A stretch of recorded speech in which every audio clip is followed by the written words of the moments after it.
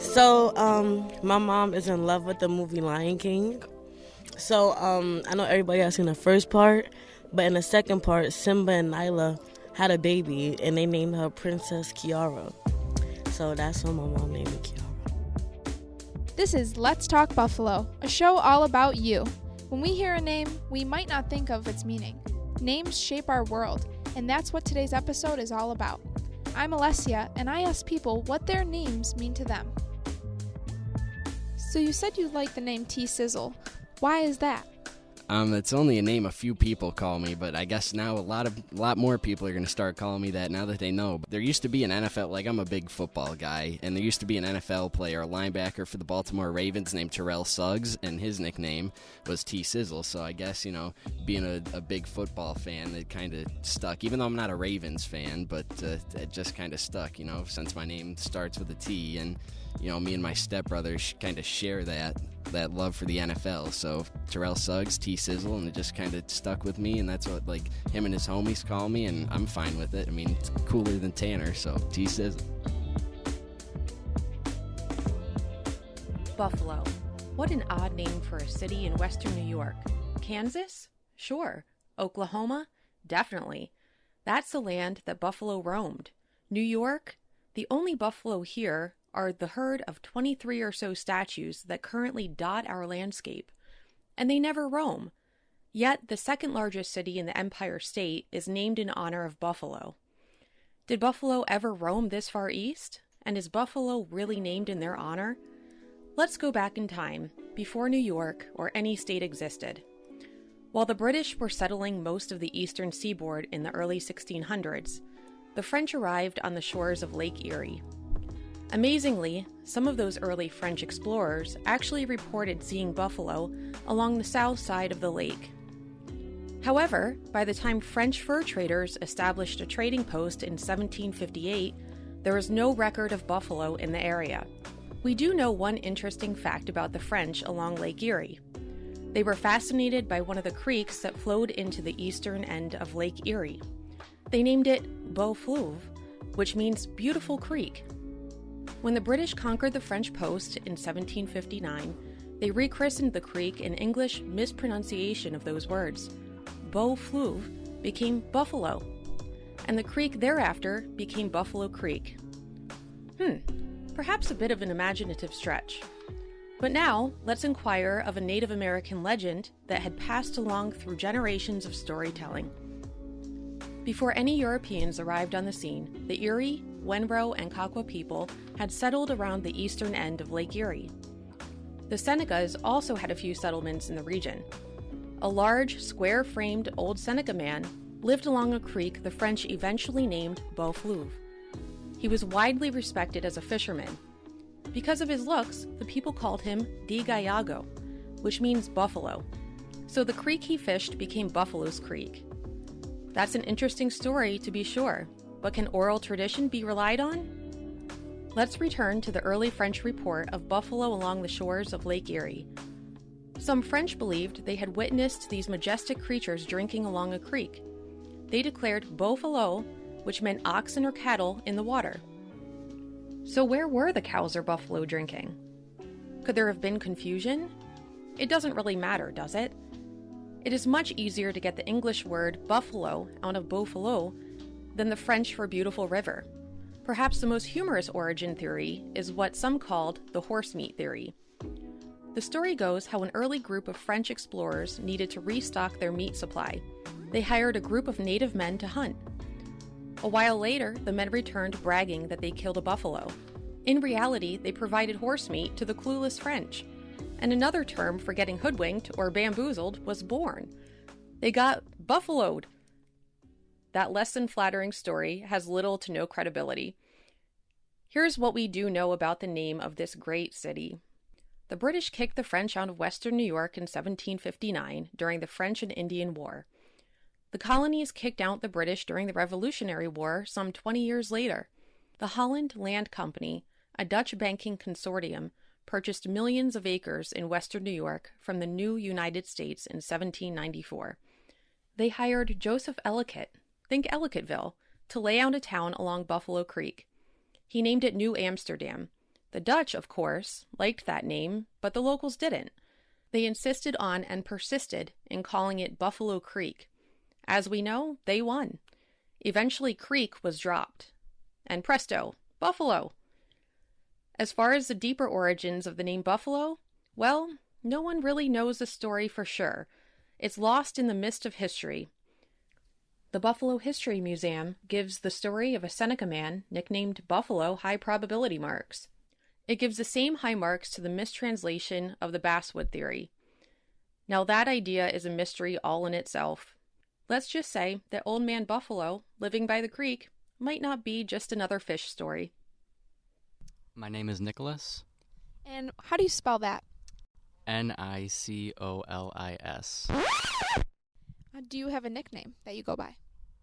I guess just Nick, but I spell that differently too, because I just spell it N-I-C, and that's only because in kindergarten I couldn't figure out how to spell my whole name, so I knew the first 3 letters were N-I-C, so I just stuck with that for the rest of my life. And what do you think that your nickname means to you? I don't know, it's a shorter version of my regular name, I guess. Okay. Hi, and what is your name? Derek, but I go by the name Bam. I got named after my father. Okay, and what does your name mean to you?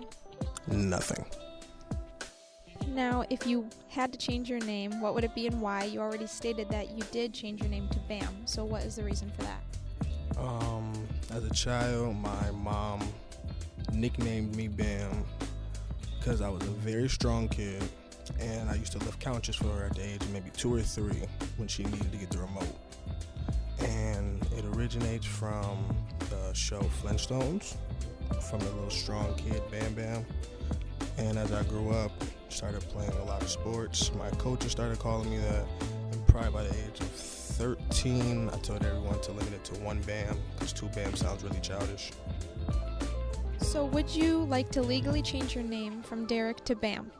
Yes, I would.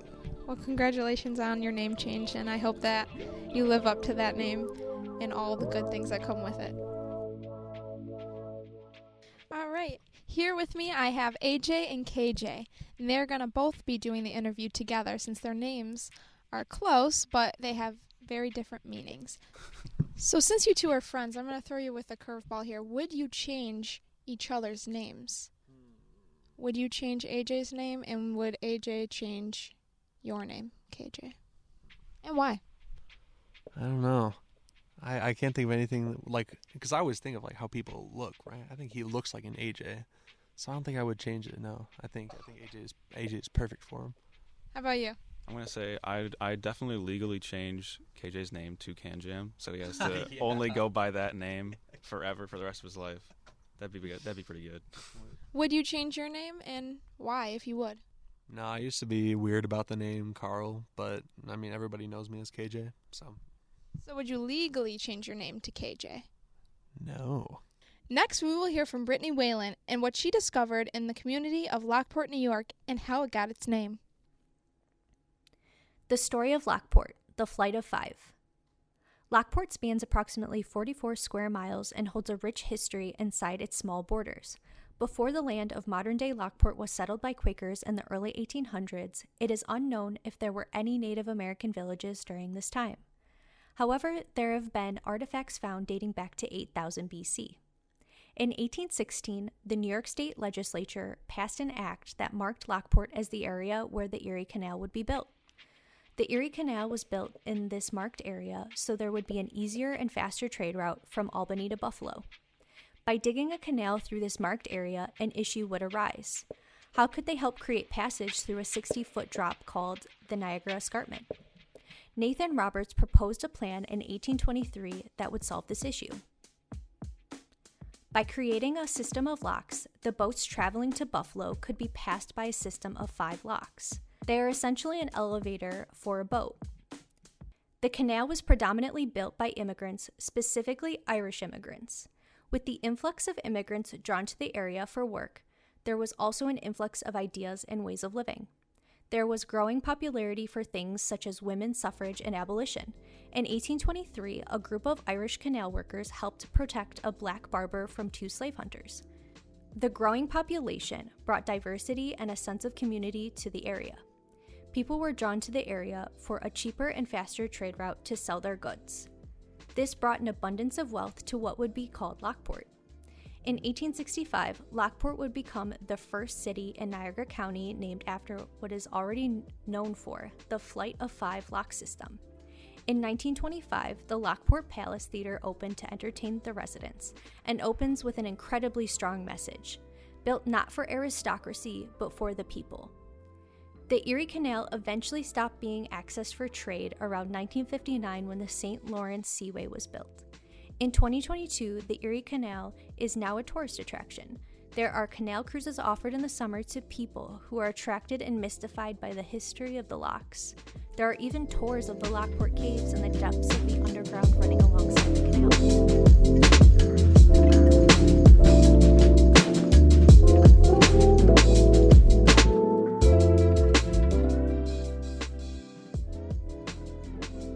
My name is Anne Sophie.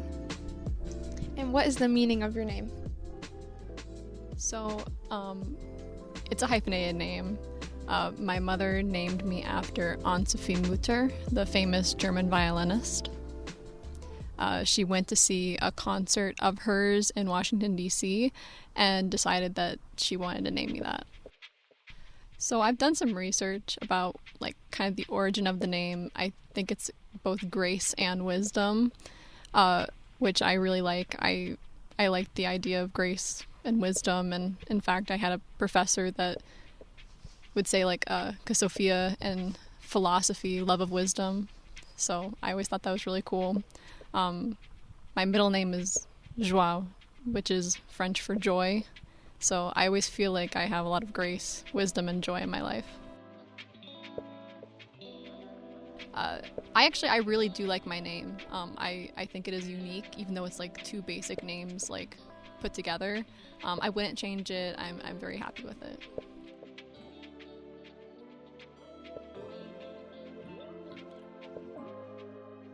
Crystal Rodriguez, Chief of Staff and Diversity Officer, talked to us a little bit about those names changing in our own community at Buffalo State College.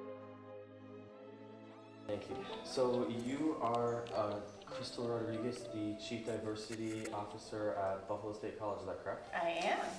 So what does being the Chief Diversity Officer for a college like Buffalo State mean? What are you doing day to day, and what is the significance of the role for the college community? Well, that's a lot in that question.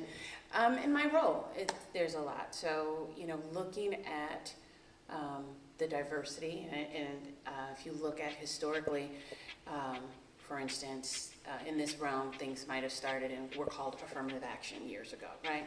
And then people were talking about equality. How were resources applied? How were jobs given out, right?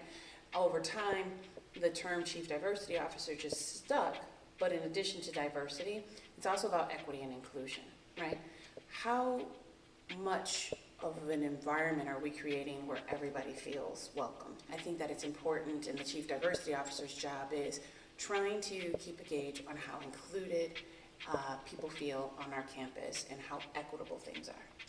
And speaking of inclusion in the campus environment, this month we're doing our episode on the significance of the names of places. Yeah. And I know that here at Buffalo State College, for example, we recently, in the past couple of years, I know, renamed Porter Hall to Bengal Hall. Can you talk to us a little bit about the significance of that change and the reasoning behind it? Sure. So, in the last couple of years, there's been a couple significant things going on in the world, right? We've got a pandemic, and we've had a racial reckoning, right? One of the things that was brought to our attention was that Porter Hall was named after a man who owned slaves. That was brought to the president's attention, and immediately she said, this is not going to be acceptable. Now, With that being said, I know a lot of people wrote letters and they have a differing view. These people have had significant spots in history, right? One letter also said that the owning of slaves was the social norm at the time. True statements, but it doesn't mean that it was right. And so, while he may have had other significant contributions to our area and accomplishments in his life, it was the president and her assessment, and the college council ultimately agreed that the ownership of people disqualified him from being able to have his name on a building. There will be a number of buildings that we're going to be excited about renaming.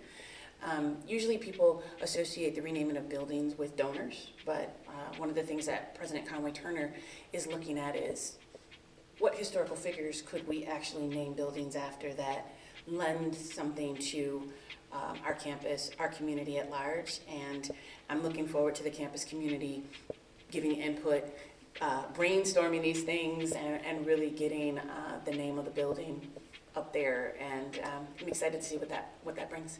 Are you ready to announce which buildings are going to be renamed yet, or not yet? Not yet. What we can say is we know Bengal Hall will eventually, but there will be a process for campus-wide input. We want to know what our students think.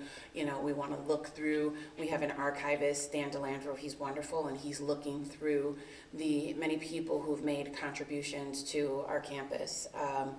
And so we'll be able to tell those stories. And ultimately, whoever's name is selected, I think it's just interesting that we'll have an opportunity to learn about those people and kind of get a sense of our own histories, which is always great. So this was Crystal Rodriguez, Buffalo State College Chief Diversity Officer. Thank you so much for joining us on 91.3 FM. Thanks for having me. Thank you.